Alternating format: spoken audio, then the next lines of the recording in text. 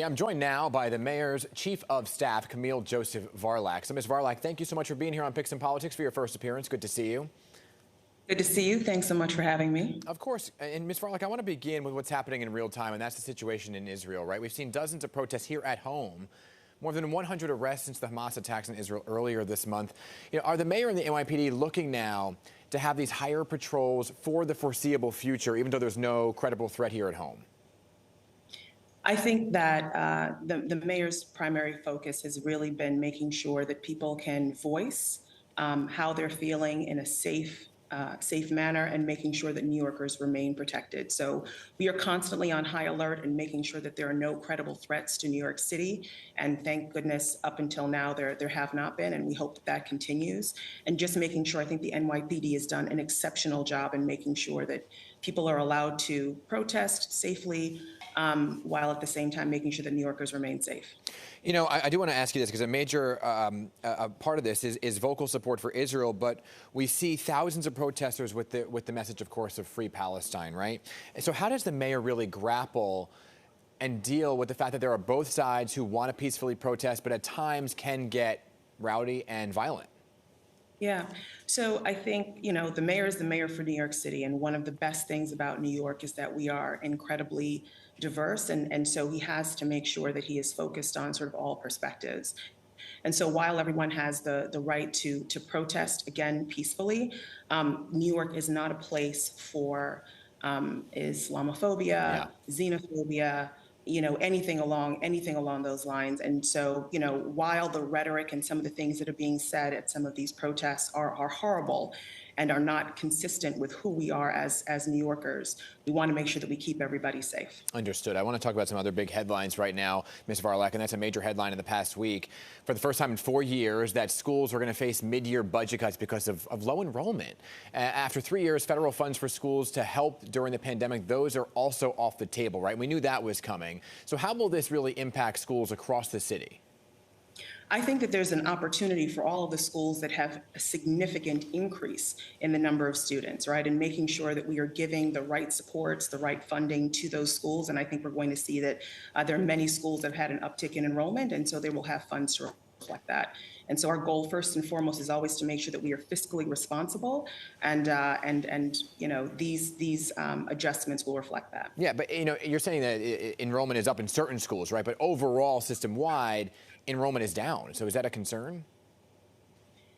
We think that New York City public schools are an exceptional place for New Yorkers to educate their families and children, and we continue to do things to drive people to come back to New York City public schools. But again, there are, at minimum, we've absorbed 20,000 asylum seeker children into our school systems. Our schools have done an exceptional job of taking care of them.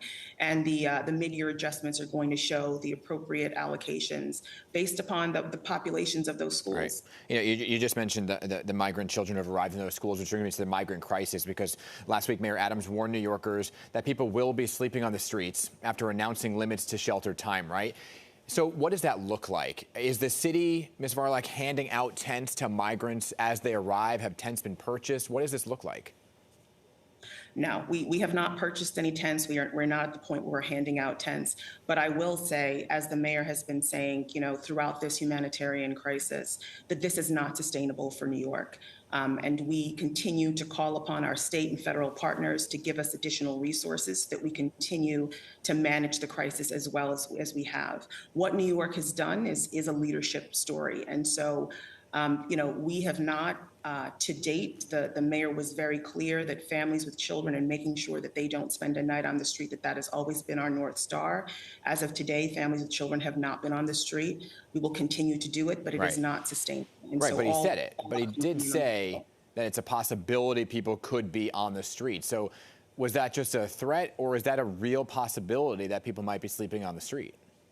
It is absolutely a possibility. It's not a matter of if, it's really a question of when. Again, our focus is making sure that families with children do not end up on the street. Okay, so if it's a matter of when, then, I know you didn't purchase them yet, but will there be tents? Is there going to be a designated area where they are to be sleeping on the streets? no decision has been made that, tents are going to be handed out to asylum seekers. What we want New Yorkers to understand is that all options are on the table. Our focus is making sure that we keep people as safe as we can, again, with a laser focus on families with children and making sure that they remain safe. And lastly, then, the citywide budget cuts that the mayor announced weeks ago because of the crisis, right, and the overwhelming cost of what this is, that $12 billion number has been tossed around. Are those cuts still on the table? They are absolutely still on the table. And it's not just the asylum seeker crisis, right? It's also the fact that a lot of millions, hundreds of millions of dollars of stimulus funds are also going away. But yes, those budget cuts are very much on the table, and it will have an impact on every service here in New York City. And a hiring freeze. How long will that last? That's exactly right. We don't know. Right now, we're just taking it one step at a time, continuing to work hard to try to reduce costs and figure out whether or not we can do things to help impact the fiscal situation. But again, that's why we continue to call on our state and federal partners to give us additional resources so that we can continue to lead this humanitarian crisis. Quite frankly, is a national crisis, right? That New York City is handling. But yes, those budget cuts and the hiring freeze are indefinite at this point. Understood. Camille Joseph Varlack, Mayor Adams' is Chief of Staff. I appreciate you being here and coming on for your first appearance. You're welcome back anytime. Thanks so much for having me. All right.